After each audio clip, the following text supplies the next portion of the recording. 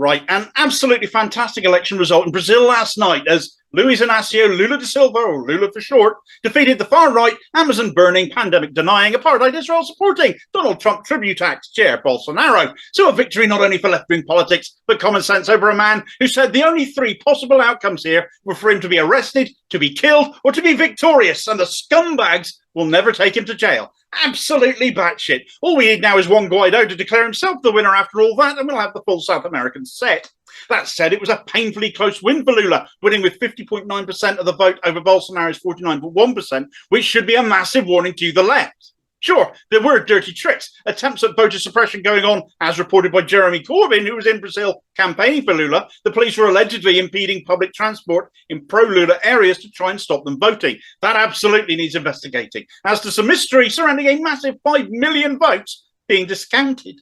The UK response to this victory makes for interesting reading too. Whilst Corbyn has, of course, congratulated Lula and been thanked in return by the man himself, Keir Starmer has also offered his congratulations, despite it being a virtual certainty that had Lula been a Labour member, he'd have been purged ages ago. Not to mention the fact his string puller Tony Blair can always be relied on to be found sharing a picture with the wrong one.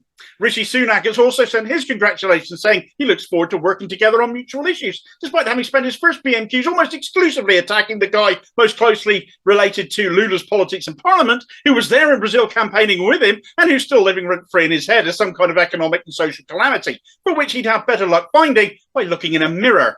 Our media, as selective in their reporting as ever, such as the BBC, they've raked up Lula's long discredited corruption conviction, which led to Bolsonaro taking power to begin with. When it was thrown out by the Brazilian Supreme Court, which ruled the entire thing had been a stitch-up, the trial had been illegal, and all outcomes of that had been annulled. Well done, Beeb.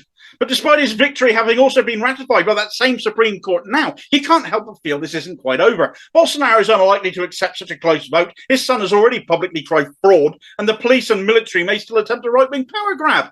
Hopefully we'll see a peaceful transition of power instead, because it's been a good night for the left.